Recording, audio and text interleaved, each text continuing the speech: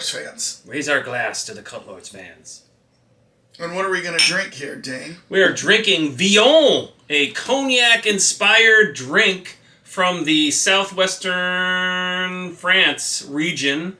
40% alcohol. It's more of a liqueur with cognac, but it is heavy butterscotch. Sweet vanilla notes. A great sipping beverage. You can put it on ice. You can also use it to... I actually think it would make a great kind of old-fashioned cocktail, too, if, you kind of put a little citrus in there, too. So, really good drink. Pours out very thick, which is interesting how it pours out. So, it's definitely heavily distilled. But Vion, cool bottle. But that's what we're drinking for the menu. Seemed appropriate. Yeah. So, Dane. Yes. The menu. Before we get into this movie review, I would like our Cult Lords viewers to go down and hit subscribe. We're trying to get to 1,000, and I promise you if you subscribe, you won't be sorry, because we do put out a trailer reaction every day that you can view. You can see a movie review every week. We do top 8 lists. We do music. We do unboxings. We do a lot of cool things. We're going to do some comic book stuff this year in 2023. So, would love to hear, what you think about all the things we put out. Hit the like button, and in the comments, tell us what you thought about the movie The Menu.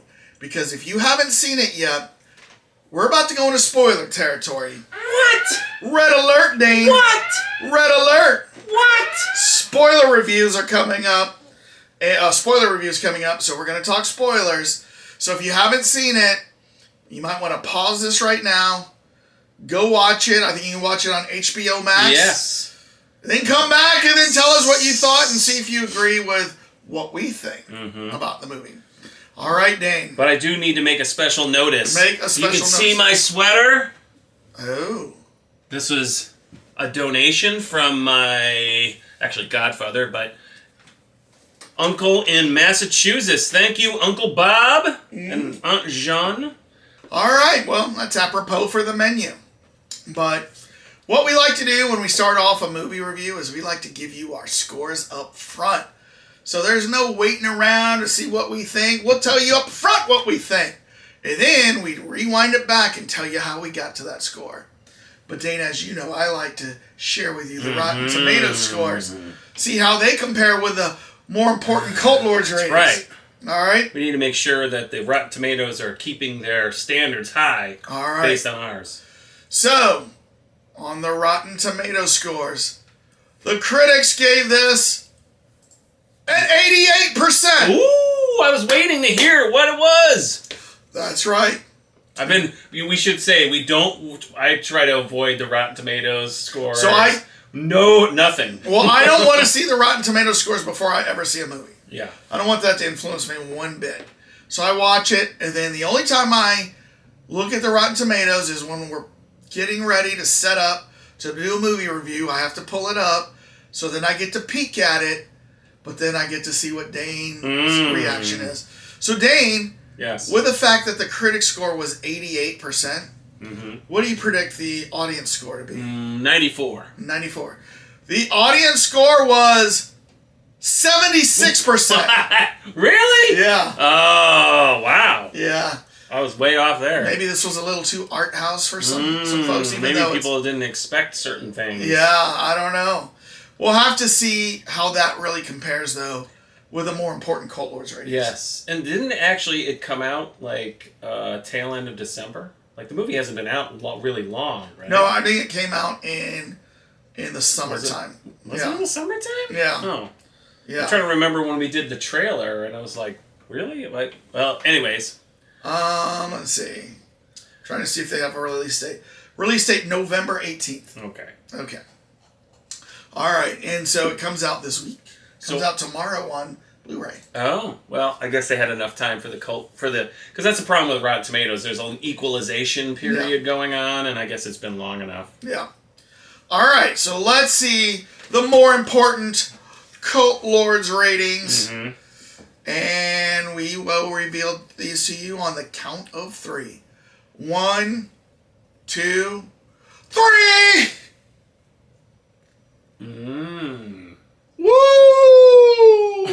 What? My bouge has been amused. Has been amused. A bouge amuse. Okay. That's what the derivative is. Bouge is mouth. Okay. That's the little snack when you get like, you know when they got on the boat for the first time? Yeah. They said, here's your amuse bouche. Yeah. If I die, no tip for you. If I die, 9688. no tip for you. That's what I'd be saying. Yes. All right. Okay. All right. Gotta get that fixed. Let's talk the menu. So, the setup is simply a young couple travels to a remote island to eat in an exclusive restaurant that's on that island where a world-famous chef has prepared a lavish menu with some surprising shock. Or some shocking surprises. That's the premise. That's the premise of the movie? Yeah. So, Dane, yes. What did you like about this movie? So I thought, fantastic cast. Yeah. You couldn't get better with Ralph Fiennes. I mean, man, did he capture every little minute detail in his face? Ralph Fiennes. Well, but he pronounces it Rafe. Oh, Rafe. Yep. Okay. And, like I said, subtle plot details, an explosive ending that you wouldn't see coming except for much later in the movie, potentially. A lot of it was revealed like you peel an onion, you know, very much little details here and there. I thought the title cards for each individual course were hilarious. We love title cards. Yeah, that impart the different beats of the film. So, I mean, overall, yeah, I gave it a huge score because I actually saw this movie twice. Yes. Myself, then the next night said to my wife, you have to watch this movie. And I watched it again, and I still got shivers in some parts, even though I knew it was coming. I'm like, that is a powerful scene.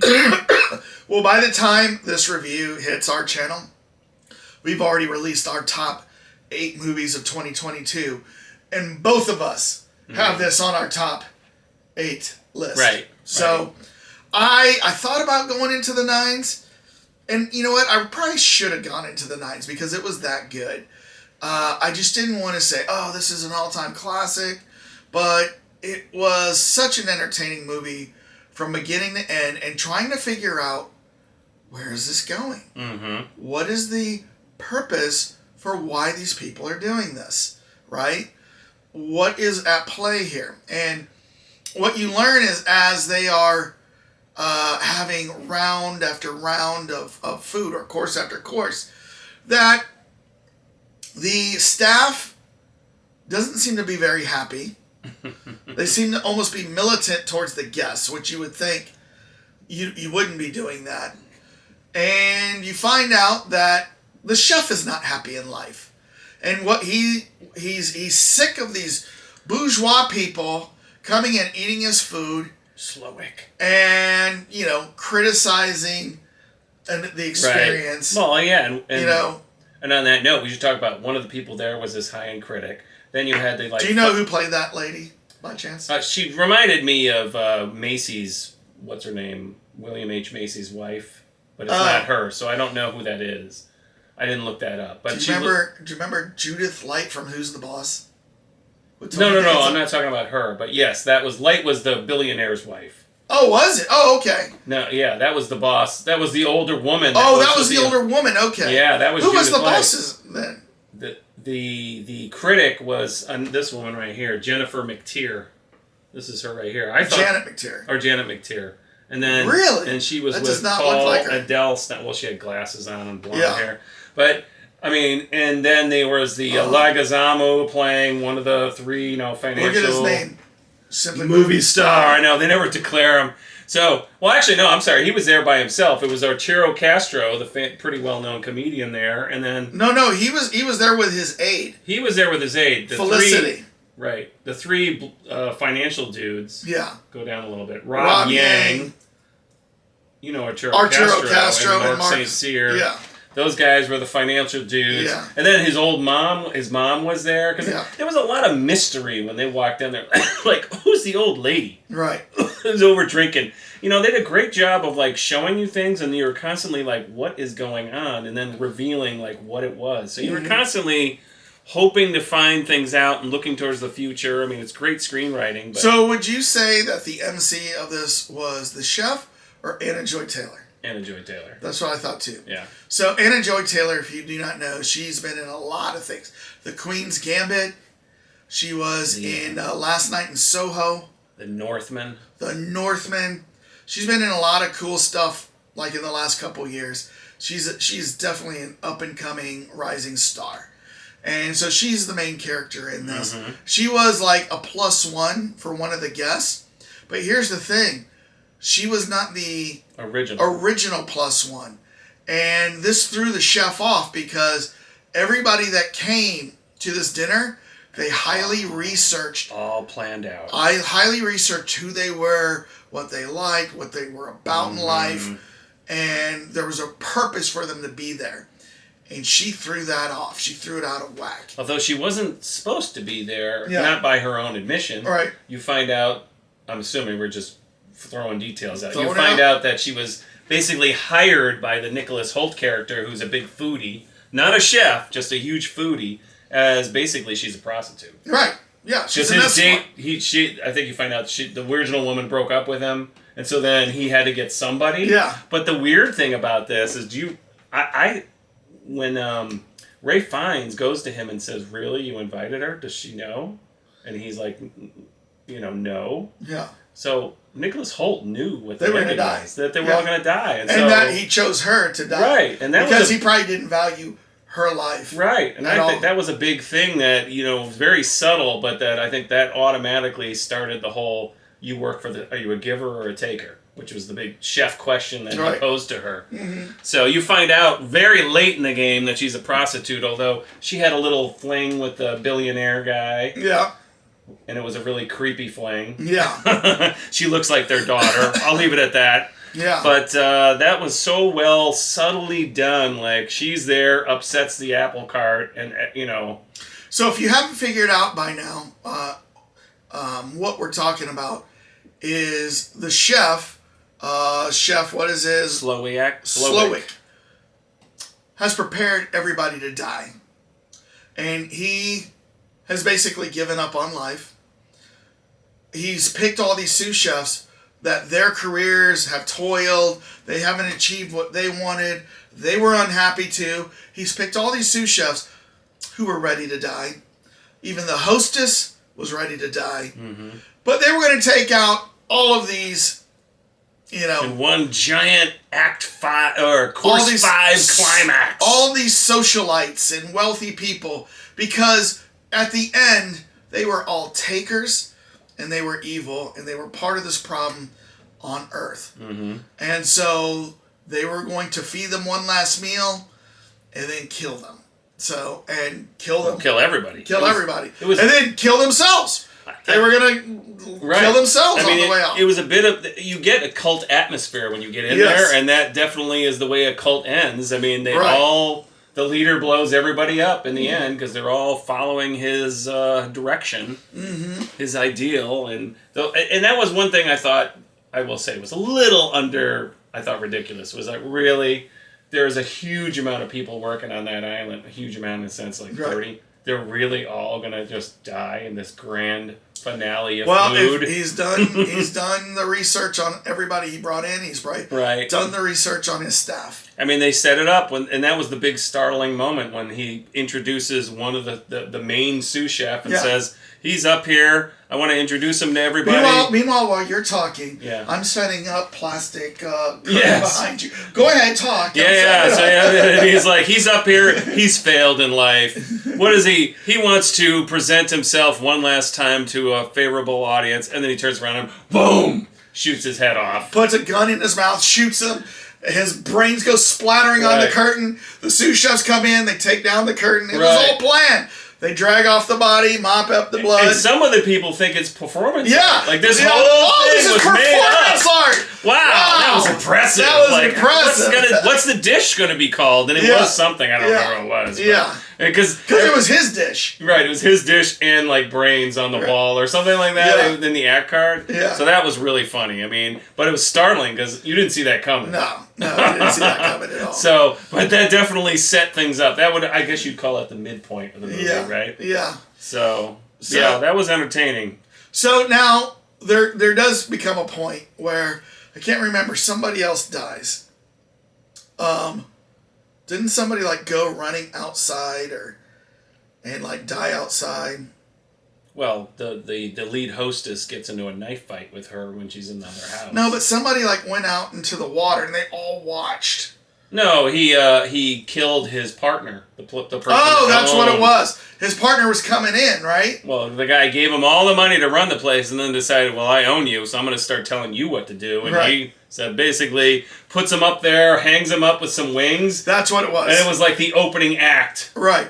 So when they saw that person die, and by the way, this billionaire, 3 of his direct reports are part of this dining audience.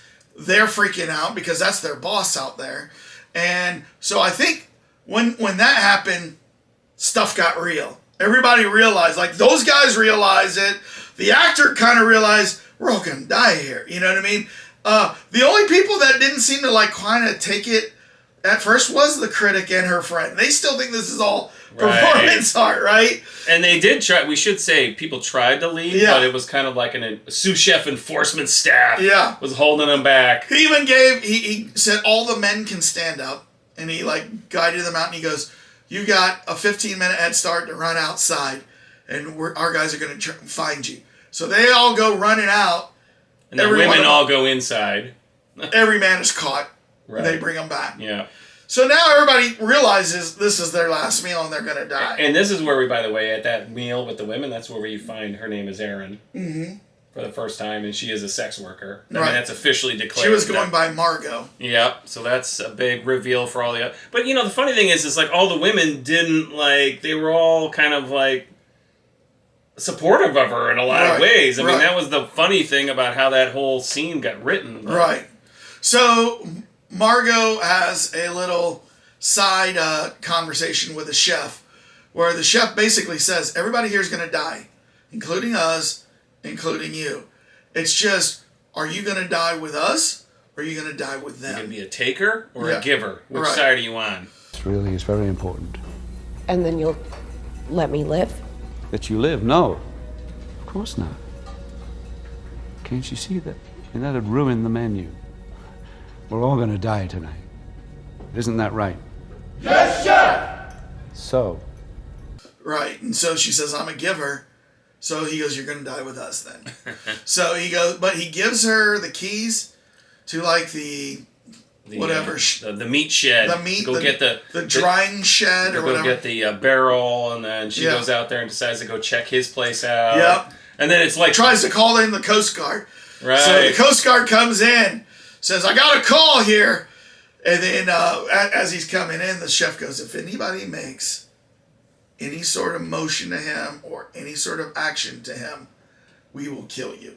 Mm-hmm. So the Coast Guard goes, everybody okay here? And everybody just sits there silently. But he looks over at John Leguizamo and he's like, I know you. I know you. You're that guy, right? Never says his name again. Right. He's like, yeah, I'm that guy.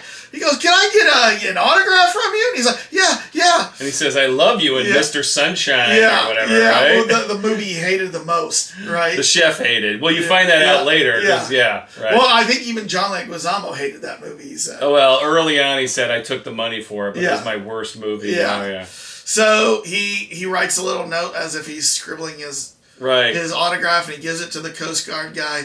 Coast Guard's walking out. Now, did you say at that point, what did you say? I hope he wrote help me on there or something? Were you saying? Because my wife said that. She's like, I hope he wrote help me or something on there. I said, I guarantee he probably wrote something.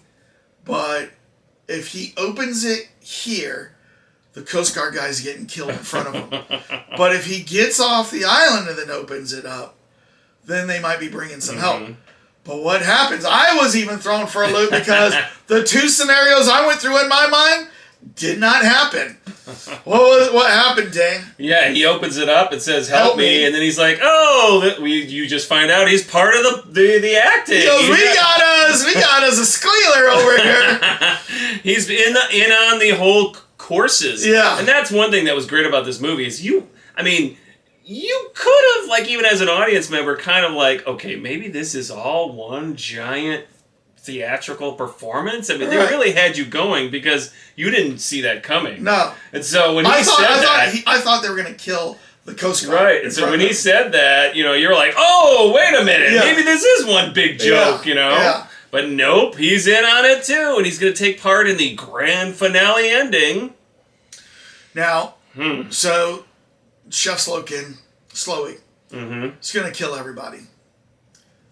And now it's going to include Anya Taylor-Joy. But Margot. But when she went through his place, she found some information, a little bit about a story that she read, because there's a bunch of stories about him, and a little bit about his start. And what she found out, his start was at a burger joint. So that was his first kitchen, was making burgers.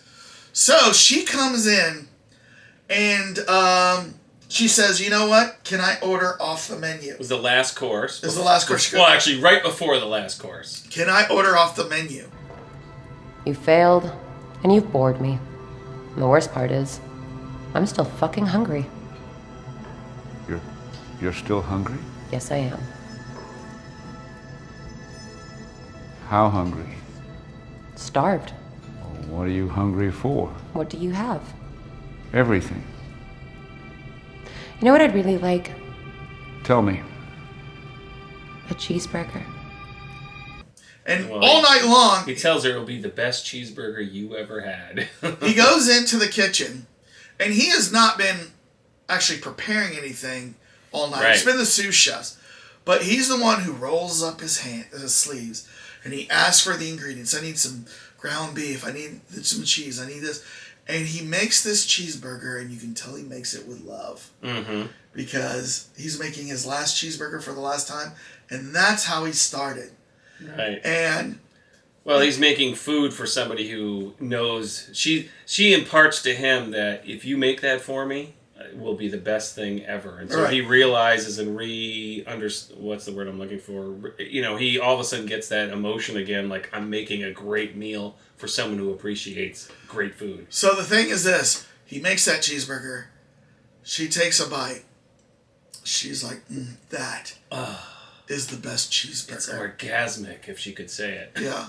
And then, but she does something smart here. She goes, can I get a to-go box for this?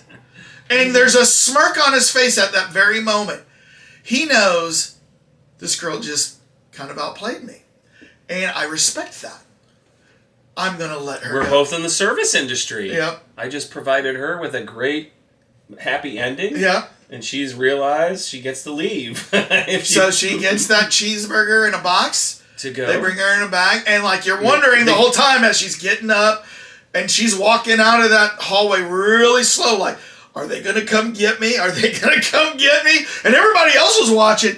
I would have been saying, I'd like a cheeseburger too. I know. I'm kind of surprised nobody else took that cue. Yes. Because I guess they figured she was going to get killed. And yeah. I guess the part we don't see is when she leaves.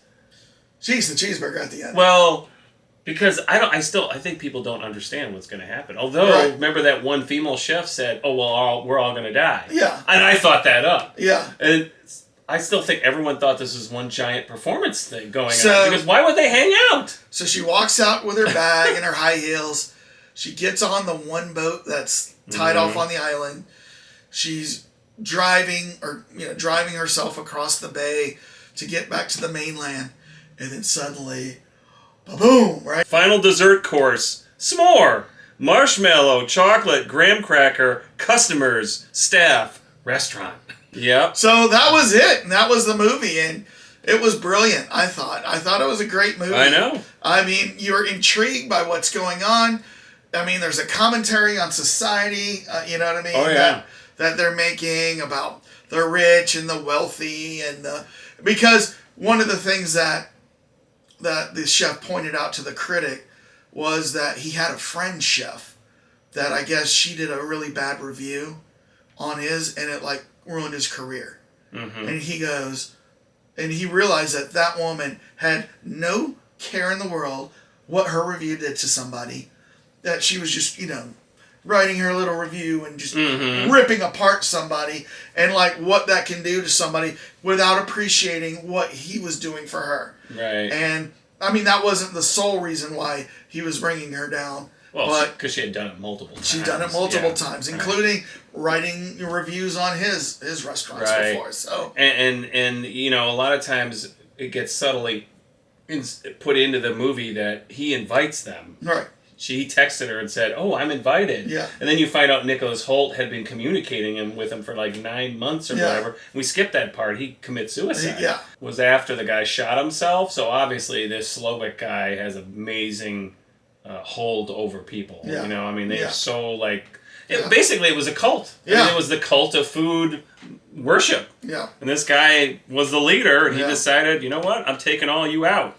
So you really like this one? Oh yeah, I really liked it. 9/6. I mean, Yeah. there was a lot of stuff in there. Like to the same point, you're like, what is going on the whole time? And you're like, what? I can't believe that guy killed himself, or this happened, or you know, the whole part where it was like, this is one thing I thought was maybe hokey was they didn't really give enough of a background story. Like, how the hell does he get all his hands on like the picture of the billionaire with the prostitute? Remember when he printed them off on the tortillas? Oh, the guys with their financial statements. Right. Well, or, you know, but like, if he's been planning this one meal for months, you said he was in communication with Nicholas for 9 months. Yeah. If he was planning this, he would get that stuff. And he obviously has access to cash, so he's got people on the outside that can shadow these people. Everybody was well-researched who came in, so that's why Margot threw it off. Mm-hmm. But... It was a great movie. Right. It was a great movie. And you find out his backstory, too, with the his mom being there, and he kills his mom because basically she was a drunk after her dad, like, strangled her with a telephone cord. She was a very bad mom. Yeah. So. Bad moms. So, Cult Lords fans, what do you think of this movie?